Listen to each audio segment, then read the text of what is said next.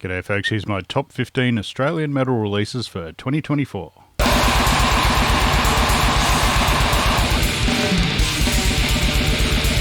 G'day folks, Jeff here, welcome back to the channel. Today is the top 15 of Aussie metal releases for the year. I like to spotlight Aussie bands because I'm Australian, what a surprise. And plus, I've been seeing these bands live for so bloody long and collecting a hell of a lot of, demos and all sorts of releases, so I'm a big fan. And we just have some really bloody awesome bands that, plenty get decent spotlight, but plenty don't. I could have merged this into my main sort of top 20 albums one and made a top 35 or whatever, but yeah, I kind of like that my last video was under 20 minutes for once, so yeah, let's try not to ramble so much in this, so yeah, let's get into it. Alright, number 15 is Goggoth Remains with Bearer of Light, Matriarch of Death. This is an EP that came out on Dark Descent Records not very long ago, so I haven't had this for very long, so I haven't really got to know it that well, but it was good enough to get in this list, let's put it that way, so might have been higher if I'd had this another couple of months, but oh well. Yeah, this is a Sydney death metal band, been around for a while, they've got about 2 or 3 albums now. They started a bit simpler than they are on this, now they're quite a bit of progression, but not progressive, but just differing styles. There's a lot of really fast sort of melody in it these days. They're a bit simpler back in the past. The vocals are this huge throaty roar and one of the highlights for me because it just works really bloody well. It's got a kind of raspier style as well that kind of adds to the evil of it all. At first I didn't think this was quite as varied as their last album, Adorned in Ruin, but yeah, no, it is. There's a lot going on this EP. There's only 4 songs. I think it's Andromeda has some, very different sort of beats before it fully kicks in. So, yeah, it's just a great combination of quite a bit of atmosphere and just a lot of fury. So, yeah, just slightly different death metal. It's not just caveman, cavernous style. It's a lot going on. So, yeah, bloody good. Goggoth Remains.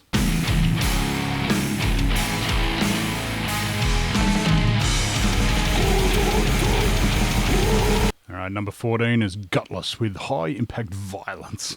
Love that album cover. This came out on Masako on Oho, and I think Dark Descent did the CD maybe as well. So, yeah, this is another, not been out for very long, so it's kind of low in the rankings. It might have worked its way up. Yeah, this has only been out a month or so. So, yeah, this is a Melbourne death metal band, much more straightforward than Goggoth Remains, that's for sure. These guys sound a bit sort of Floridian with a bit of Cannibal Corpse or Deicide and a bit of Skinless as well, I reckon. There's also a bit of New York death metal about them as well.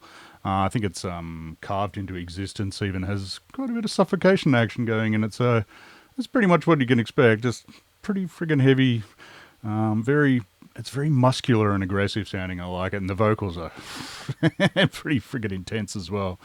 It's mostly sort of mid to fast paced. There's not a giant amount of blasting, but, and yeah, plenty of those seagull squeals as well that are always good, so yeah, really killer production from Jason from Goat Sound, who I think produced a couple of the albums that are in this list. So yeah, he knows what he's doing, this lad. So yeah, very straightforward. Yeah, meat and potatoes, you could say, death metal, but savage bloody stuff. If you like your death metal just full on kicking you in the face, doing this to you, yeah, Gutless. That's the band for you.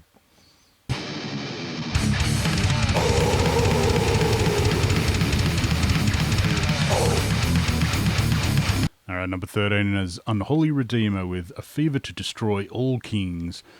This came out on, the CD came out on Sphere of Apparition, Queensland label, who were kind enough to send me this before I got a chance to buy it, so thanks again, Jason. I think the tape came out on Extremely Rotten Productions, the Danes, so yeah, this is a kind of international band, but there's 2 Australians, so it's good enough. So yeah, this is Jaro from Nocturnal Graves, Coffin Lust, and Destroy 666, etc. on drums and just drums? No, bass as well, sorry. Steve from Incabulous, which is an old Geelong death metal band, and Jens from Victimizer. He's Danish, I think, so he does the vocals. And yeah, they're very nice, powerful bloody vocals. Are very effective on this. They did well getting him. So yeah, this is heavy, dense death metal. Pretty straightforward, but there's a lot going on. This is only 3 songs. This is just an EP, but which is not quite long enough. That's the only thing I'll whinge about. So yeah, I really love, I think it's Revere the Slaughter, the second song. It's got this sort of bolt thrower like groove running through it. But the last song, Halo of Flies, is my favourite on here. It's killer tremolo bit and really classy sort of ending to it.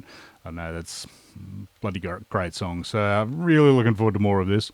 And if you're wondering why there's bugs flying around, I've got my door open. It's quite warm summer night here in New South Wales. So yeah, there's bugs everywhere because they like my light.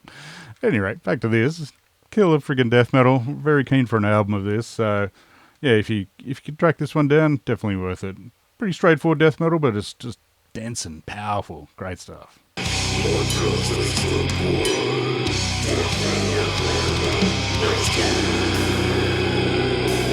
Number 12 is Religious Observance with 7 Years of Neglect. This came out on Primitive Moth Records. This is Sludge Mania. These guys are from Melbourne. Really bloody fat sound. Again, courtesy of Jason from Goat Sound. So love your work, mate. This, yeah, sludgy. The vocals quite remind me of Fudge Tunnel, sort of, that yelled vocal sort of style. Plus some growls as well, but. Yeah, and there's a number of sort of I Hate God-y sounding bits, especially on, I think it's Within Seconds, the second song, which is probably one of the highlights on here, I reckon. There's even like hints of Caius. I don't know, just little bits that sound like Caius. Hell of a lot heavier than Caius, but yeah, it works quite well. And this isn't all just slow sludge. They do have a number of speed ups here and there, partly where the I Hate God sort of feel comes in. Really great thumping drums on this as well. Gives it a lot of power. I think it's Shinu is the kind of the slow crusher, although it does speed up with a bit of groove towards the end. So yeah, these guys are not quite your they got a slow groove that kind of sets them apart from the classic White Horse style of just bludgeoning you to death, which, don't get me wrong, I really love as well. So, but yeah, these guys kicking ass.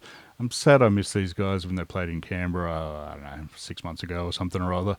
I've seen them before and they friggin' rule, so hopefully I'll see them again.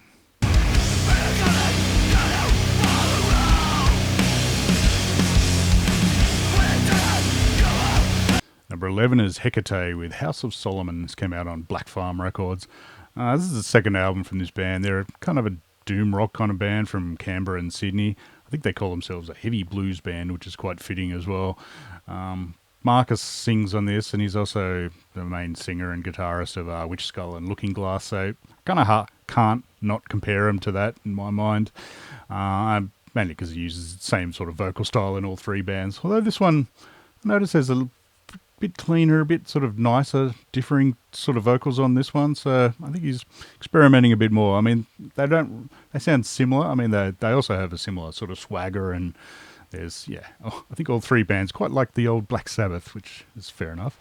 But this one does have some differences. There's occasional sort of Tool feel to it. Plus, as far as the Witch Skull comparison goes, this is a bit more subtle and sort of varied than Witch Skull, which is just pretty pounding. I mean, don't get me wrong, they write some bloody killer tunes as well, but this still has the driving sort of riffs, but there's like secondary melodies as well. Partly, I reckon, because there's two guitarists in this, might make a difference. My favourite songs on this are probably the title track, House of Solomon, and Goat of the Sabbath. Killer bloody album. So if you like your not super duper heavy, heavy blues band, This could be your thing. This is Hecate.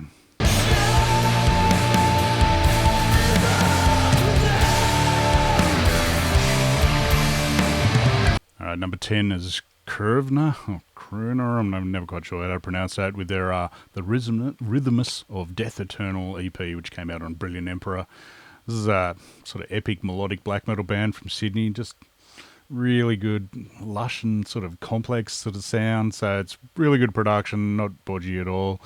Kind of reminds me a bit of like fellow Aussies Astral, and also, your kind of Dawn and Sacramentum sort of style. So this has got 5 songs, 3 originals and 2 covers. They cover an Abagor song as Astral Images Darken Reality, which doesn't really sound like Abagor very much, but that said, Abagor have a very distinct sound that I've never heard any other band capture. So, I mean, you could tell it's the riffs, but yeah, it just sounds like a crooner song. But and also a Bathory cover of, what is it, Man of Iron from Blood and Ice, which, yeah, can't say I've listened to for a long time, so can't really compare that. But the three originals on this, oh, freaking killer. The melodies in, What Great Lengths. Yeah, and a bit of dissection sort of feel to them.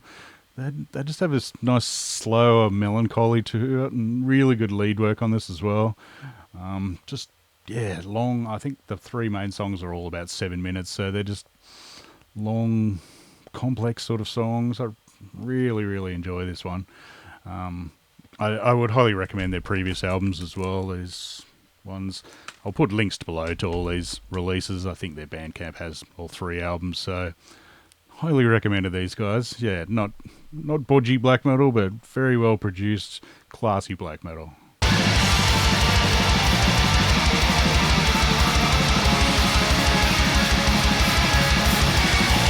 Number 9 is Endless Loss with Traversing the Mephitic Artery. This came out on Nuclear Winter Records from Greece. This is some hectic, bloody Black Death sort of stuff from Adelaide. You could almost call it war metal, but yeah, they've obviously got a Titan Blood album or two in their collection, that's for sure. So, yeah, it's just dense, intense stuff. I love it. I think I saw these guys live like last year maybe, and yeah, it was friggin' intense. They seemed a bit grindier, but maybe it was just the blasts were very non-stop. But on this, doesn't really sound like it. It just sounds like really intense black death metal. It's beautiful stuff. Vocals could be a little louder on this. It's the only thing I whinge about, but it's just tough as hell. Really full on. Lots of those, pick slide sort of revenge style bits. Tough as nails riffs on Grave Subjugation. And I think it's Mouldering Resurrection has an almost normal sounding bit, but don't worry, they fix it by the next song. It's back into the blasts and swirling riffs. This is just unrelenting brutality. It's beautiful stuff. Very keen to see these guys again. I think they're going to try and put this out on LP as well at some point, but at the moment it's just CD and tape from Nuclear Winter. It's just not for the faint of heart at all, this stuff. It's blow your head clean off.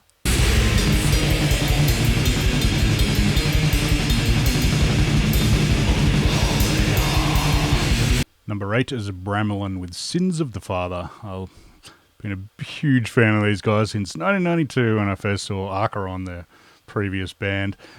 So yeah, these guys are always going to be in the list. I'm so glad they got back together because, yeah, this is their second album since returning from the dead.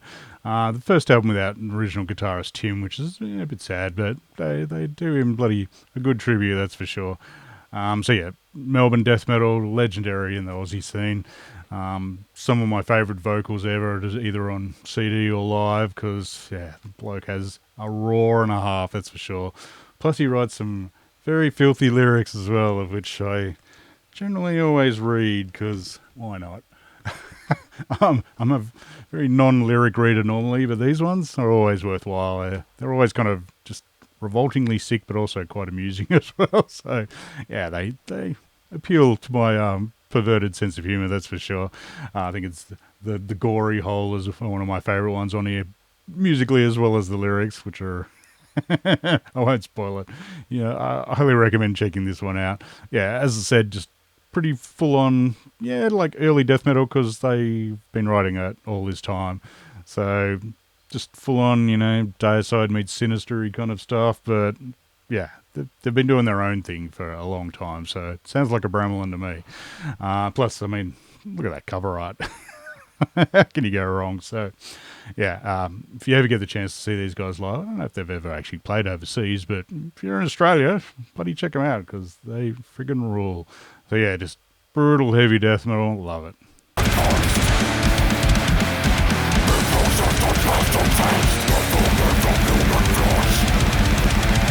Number 7 is the first demo from Grotesque Bliss. This is a Queensland death doom sort of band.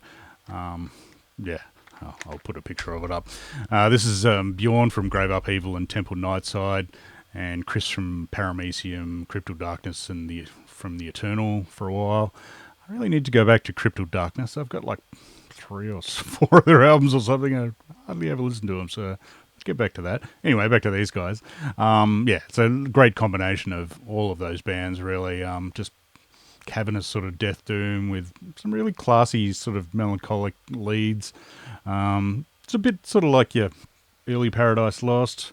It's just some tough as hell bloody riffs, though. It ain't wimpy, that's for sure. I think it's Old Earth has a really majestic sort of feel to it, and Slipping Through the Cracks of Grief is just crushingly heavy. Really great deep vocals just add to the doom and gloom as well. And yeah, they got the classic sort of, slow riff over faster drumming, which, yeah, I'm always a sucker for. So I've listened to this a ton since I've got it. Thankfully now it's on Bandcamp, so I don't have to put it in my tape deck and pray that it doesn't mangle it. So yeah, it's been getting a workout on the old iPhone. But yeah, killer death doom. I'm hoping to go see these guys next year in April, I think, with Portal. So pretty tempting gig to wander up to Queensland for. So, but yeah, Death Doom Supremacy is freaking killer.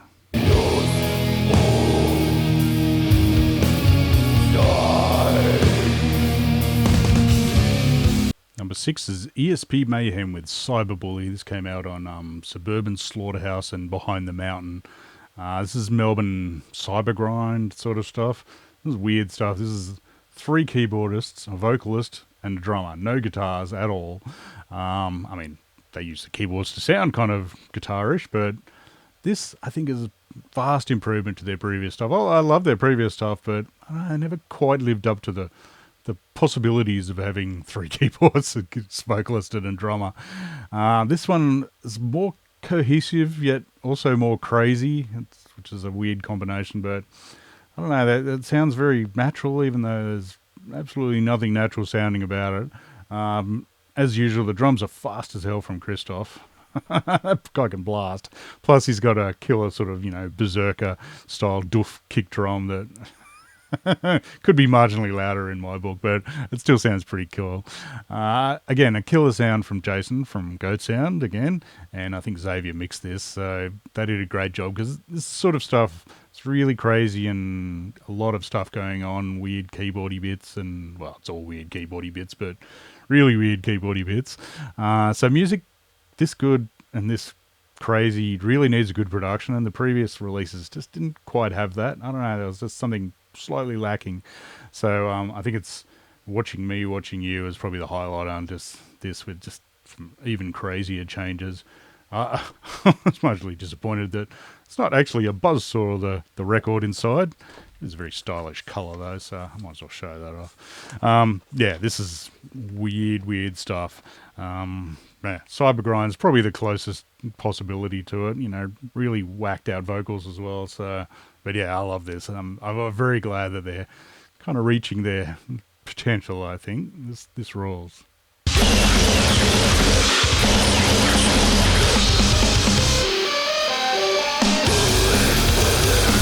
Number 5 is Convulsing with Pestilential. Now, this is a digital-only release so far, so here's a picture.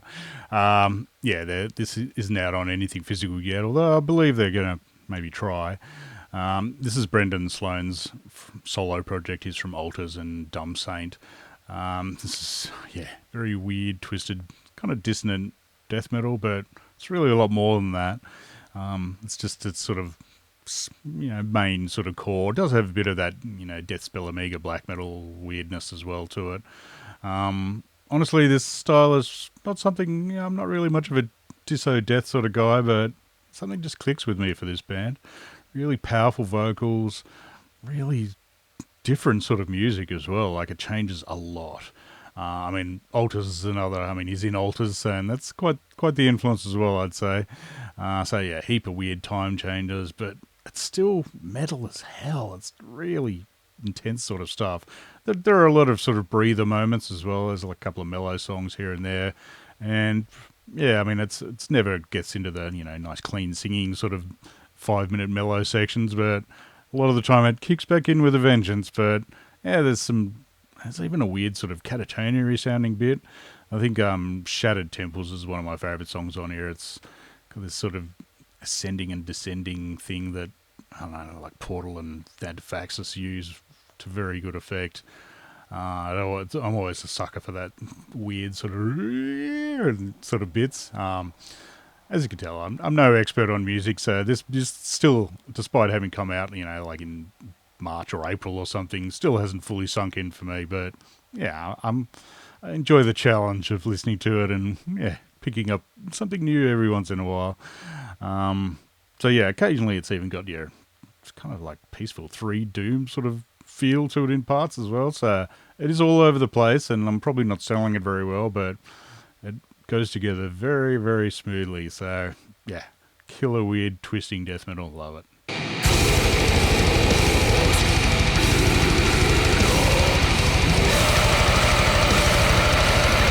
All right, number 4 is Pod People with Oblivion. This is just killer stoner doom sort of stuff from Canberra. Their first album in 16 years, so I'm glad they came back from the dead. As I may have mentioned in my previous review, I've seen these guys a lot, like, 50, 60 times. Actually drove past a venue in, what was it, Higgins, near where I used to live. Drove past an old venue where I think I saw Pod People for the first time in like 93 or 2 or something or other. This little scout hall, dodgy place. But yeah, I drove past it just yesterday, actually. But yeah, back to this. Killer stoner doom. Great combination of, growls and Brad's gravelly sort of vocals. So you get the full gamut of styles on this. Is like, crawling death doom sections and groovy as hell, chunky sort of riffs. They just freaking raw. I think, what is it, Oblivion's the really slow crusher one on here. I think Choke's actually one of my more favoured ones. Got this cool bass intro sort of bit. And yeah, I think God Help You's the first sort of proper song after the intro. That's probably the punchier sort of one. Just really good swagger to them. They have the groove down pat, especially with Mags's odd drumming, that's for sure. So yeah, can't go wrong with this. I've seen these guys a ton. Had all their albums for a long bloody time, and they still rock. They rock, basically. We are running out of time. Number 3 is Plowshare with Second Wound. I would be holding this up right now if it had arrived, but yeah, thankfully it came out digitally some time ago, but the record was supposed to come out in mid-December and hasn't arrived yet, so it will come out on Brilliant Emperor on record. I think I Voidhanger put it out on CD. This is the third album from this Canberra band. They're kind of avant-garde black metal. It's odd sort of stuff. They've always been pretty different, that's for sure. This is slightly dreamier sounding than their early work.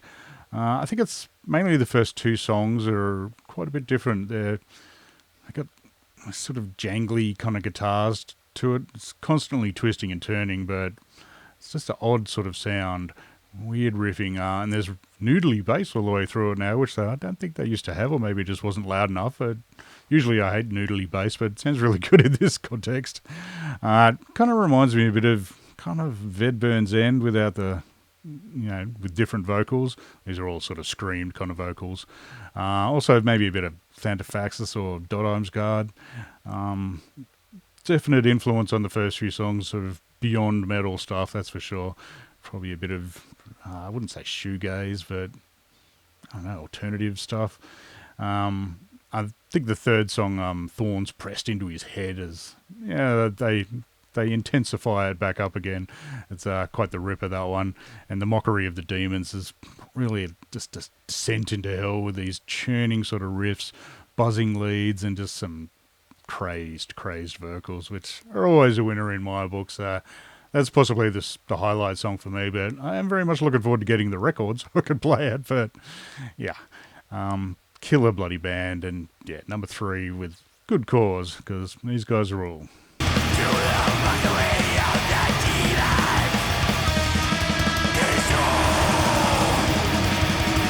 Alright, number 2 is Pestilential Shadows with Devil's Hammer. This came out on Northern Silence Productions. Yeah, this is black metal from Sydney or thereabouts. This is their 7th bloody album. This guy's been around for a while, spitting them out.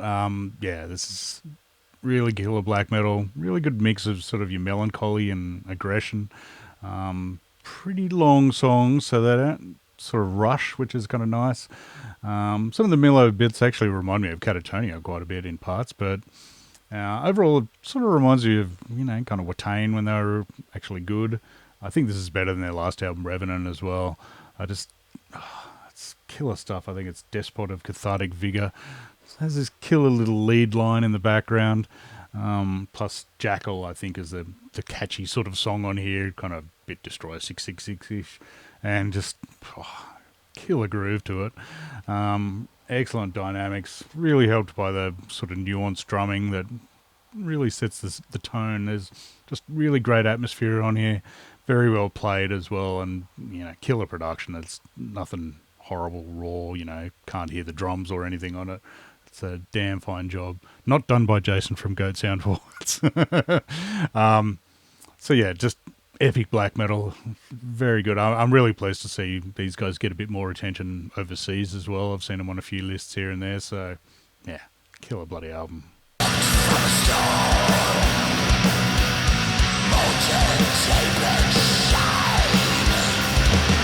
And my number one Aussie metal release of 2024, which you may have guessed from my shirt, is Contaminated with Celebratory Beheading. This came out on Blood Harvest Records. Yeah, this is a Melbourne death metal band. They've developed quite a bit over the last 7 years. They kind of started as a one-man band. They're doing Finnish death metal pretty much. But they've really found their own sound on this. This is a lot more furious than their last album, Final Man, which was pretty full-on in itself, but this one, kicks it up a notch, that's for sure. I just love how it sort of lurches between lightning fast bits and chugger slow sections. They do still have a bit of the Fin Death sort of feel in final hours. It's got some nice tremolo bits and as well as some damn chunky riffs. And yeah, the riffs on this are tough as hell as well. It's just powerful but really aggressive. I love it. I think it's Feral Demise has got some super heavy slow riffage on it. This is the first album with Mark, the singer, who's from Shackles normally. He's got a sort of deeper and more forceful voice than Zev. Not that Zev had a bad voice, but yeah, this makes it even more aggressive. I think it's an unnatural end, has a killer fast sort of chugger riff. I think it's Beneath Empty Sockets is my favourite song on here. It's just this catchy up-tempo riff. Just the whole thing's really varied, which works very well in its for it, because it really makes it interesting, I think. You don't just want one thing over and over again. It really does change a lot. And it's even got a cover of Zenny Jiva's song that I recognised after the fact, but I didn't at the time. It's like, I think I sort of slightly recognised it and looked at it on the thing and went, Zenny Jiva, there you go.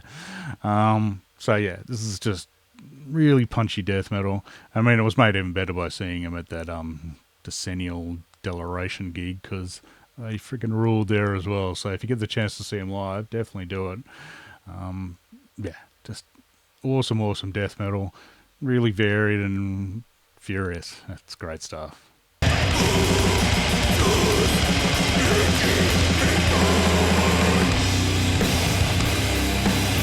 So that was my top 15 Aussie metal albums for the year. I would have included a few more, like this Tyrannic. Sounded pretty bloody good, but it only arrived like two days ago, so I've listened to it like twice maybe. So can't really chuck that in based on that. I was hoping to put these Parasitic Equilibrium ones on, but because one of them mangled in my tape deck, I'm too afraid to play them. So sorry, boys. There is also a new split between Fuck's Sake from Darwin and Impulse Sealer, whoever the hell they are, which I've ordered but haven't heard yet, so can't really rate that. Plus, there's a new album from The Eternal, which I kind of forgot to listen to, so sorry, lads. But yeah, bloody good year for Aussie death metal, well, metal in general, actually. There was a hell of a lot of black metal on there as well, so yeah, there's some great bands out there, so I highly encourage you to check out more Aussie stuff. I am going to return after all these stupid end of year ones to some of my underrated Aussie metal band videos. Keep an eye out for those. But anyway, thanks for watching. I'll do the top 20 albums, non-Australian albums, pretty bloody soon, I think. So keep an eye out for that. So yeah, thanks for watching. See you again soon. Cheers.